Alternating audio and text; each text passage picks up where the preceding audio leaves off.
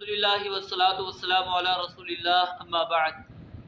سنن ابن ماجہ کا عنوان نمبر 11، باب من اراد ان یضحی فلا یأخذ فی العشر من شعائرہ واظفارہ، کہ جو شخص قربانی کا ارادہ رکھتا ہو اسے ذوالحجہ کے پہلے 10 دنوں میں بال اور ناخن نہیں اتارنے چاہیے۔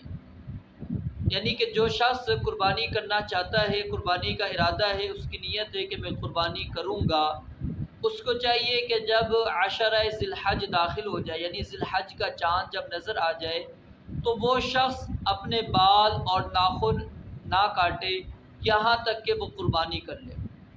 بعض لوگ کیا کرتے ہیں کہ وہ پابندی سمجھتے ہیں عید الاضحیٰ، یعنی کہ ذی الحجہ کے چاند نظر آنے کے بعد سے لے کر عید الاضحیٰ کی نماز تک یہ پابندی ہے۔ نہیں، بلکہ اس کا تعلق قربانی کے ساتھ ہے۔ آپ نے قربانی اگر 11 ذی الحج کو کی ہے تو پھر قربانی کے بعد آپ نے ناخن وغیرہ تراشنے ہیں۔ اگر 12 کو کرتے ہیں تو اس کے بعد، تو الغرض جب آپ قربانی کے جانور کو ذبح کریں گے اس کے بعد پھر آپ نے اپنے ناخن اور بال کاٹنے ہیں، اس سے پہلے آپ کے لیے کاٹنا جائز نہیں ہے۔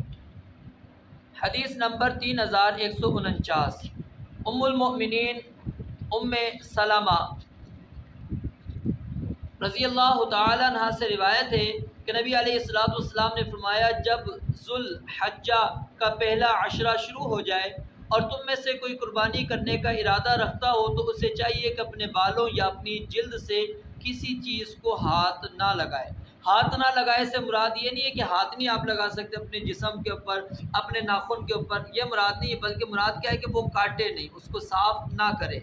یہ پابندی جیسا کہ میں نے آپ کو کہا ذوالحجہ کے مہینہ شروع ہونے سے لے کر قربانی کرنے تک ہے۔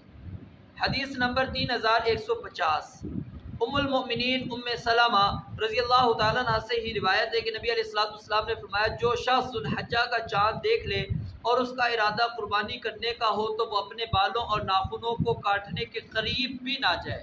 پیچھے کیا فرمایا تھا؟ ہاتھ نہ لگائے، اور ادھر کہا کہ اس کے قریب بھی نہ جائے، وہ یعنی کہ اپنے بال کاٹنے کا سوچے ہی نہیں، اپنے ناخن کاٹنے کا سوچے ہی نہیں۔ یہ پابندی صرف اس شخص کے لیے ہے جو قربانی کرنا چاہتا ہے۔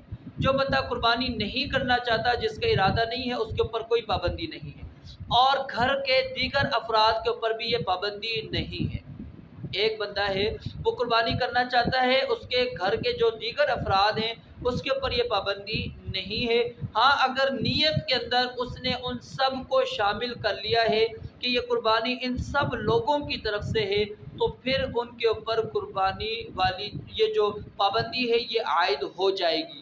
لیکن اگر آپ نے ان کو شامل نہیں کیا، آپ نے ان کو الگ رکھا ہے اپنی نیت سے، تو پھر ان کے اوپر یہ پابندی نہیں ہے۔ اللہ رب العالمین سے دعا ہے رب العالمین سمجھنے اور عمل کرنے کی توفیق عطا فرمائے۔ وآخر دعوانا